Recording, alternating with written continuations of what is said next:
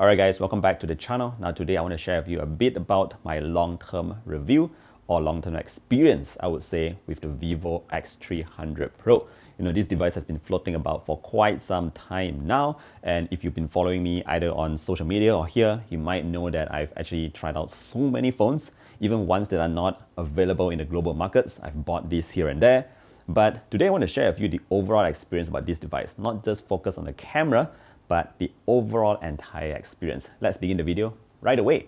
Now, first things first, let's talk a bit about the design. Personally, I think the design still looks very fresh. I like the fact that everything is in this flat, boxy kind of form factor. Some of you might argue that it's not as ergonomic to hold, comparing to something like with curved backs and all that. But personally, I actually like this over those curved devices. And not just in terms of the display, but also in terms of the entire body. Everything has held up very well. And if you just look around on, where to buy some cheap cases, you can actually make your phone look quite attractive, I would say, with something like this green kind of case, guys. It doesn't even cover the sides because I wanted that exposed look. But that's just me. Overall, in terms of design, guys, I think I still like it very much. And it's definitely one of my favorite devices, in terms of looks out there.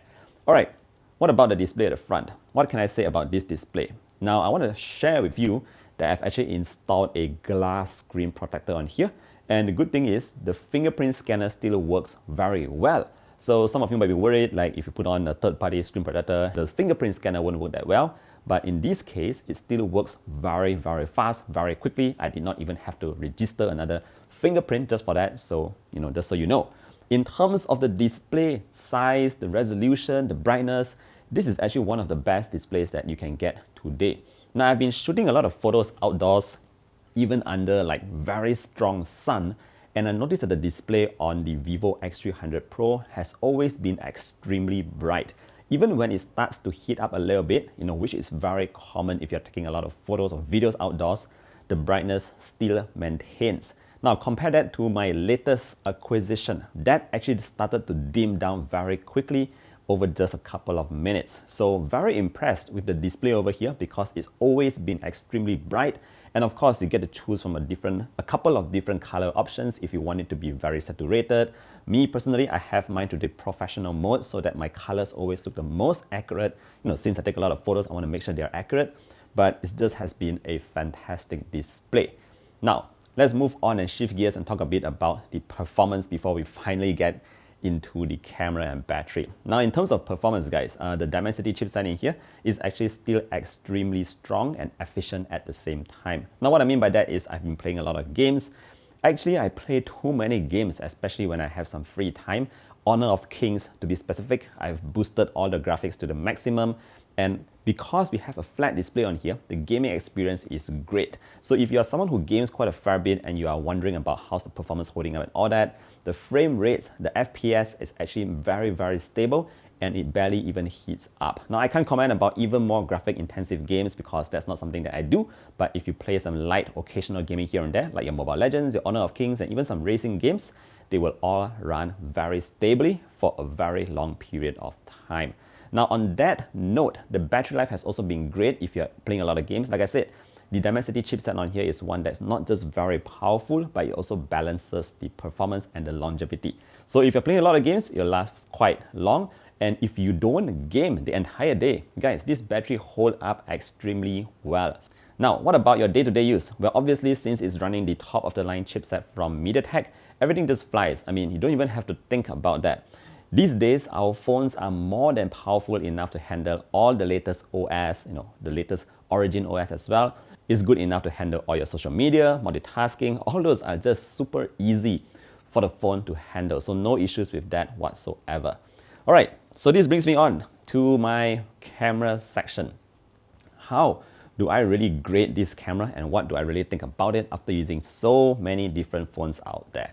All right, so let's just put it this way. You guys already know that Zeiss is meant for more natural, true-to-life kind of colors, and that's exactly what you can get here. Now, don't get me wrong. There's obviously the vivid option, the textured option, and a ton of filters in here as well. But if you are someone who really appreciates extremely true-to-life kind of colors, that's what you're going to get here. Now, how I would put it is this way. If you compare it with something like the iPhone, people always say the iPhone comes out with the most visibly like true to life kind of colors and kind of pictures and all that.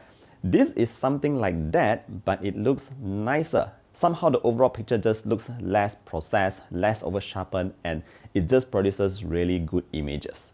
Now that includes taking photos of landscapes and buildings, but also when it comes to people. If you always take a lot of photos or portraits of your friends, your family, of people, you are going to appreciate the camera on here because it can give you very accurate skin tones. Now, okay, I know some of you might already be thinking, but what about those situations where you've heard online where people say that there's too much AI and processing going onto the skin that makes you look like a wax candle? Well, guys, there's actually a feature in here that I think many of you do not know or are not aware, and that's actually the raw lighting button. It's just right in your settings, raw lighting. Now, once you actually tap that mode and you keep your camera settings on, whenever you jump into the camera, it'll always be activated, and this gives you the most natural kind of look. Now, how I can prove this is basically just take a look at these portraits that I took of my own face. You could see all the holes, all the imperfections, and the skin looks like the surface of the moon. So if you're into that, of course, you can turn on raw lighting and get a bit more natural of your own kind of skin tones and all that without having those wax-like kind of features in your face. Besides that, taking portraits of people's faces at night is also one of the strengths of the vivo X300 Pro. Now, I've been to many events at night, and most of the time, a very common issue with most phones is that because it's low light, the shutter speed is slower, and there might be some kind of like blurry images happening. That doesn't happen here on the vivo X300 Pro. Furthermore, we have this front kind of flash, which actually allows your face to be, brightened up.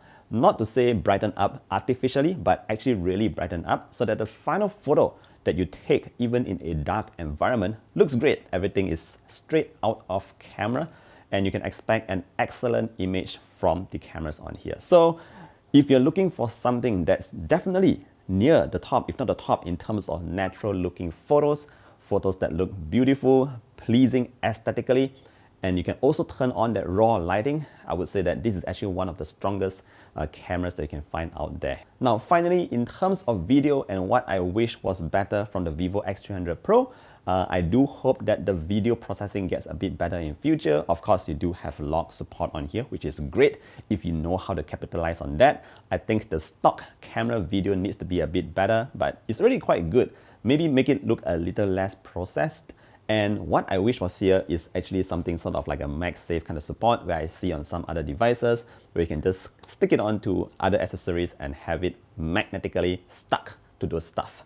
So that's what I do hope to see in the coming devices, but overall, this is a very solid device. If you're looking for a phone that barely gets anything wrong, you want something that's just going to work for many years to come, something that's just solid, the vivo X300 Pro is something that you should check out, regardless of what focus you're on. Now with that said, let me know if any of you already own this device here. If you are an owner, please share your opinions, whatever your thoughts are down below so other people can also find out about them. And yeah, with that said, thank you so much for watching today's video all the way to the end. And I look forward to seeing you guys in my next video. Do take care, enjoy 2026, and I'll see y'all. Bye-bye.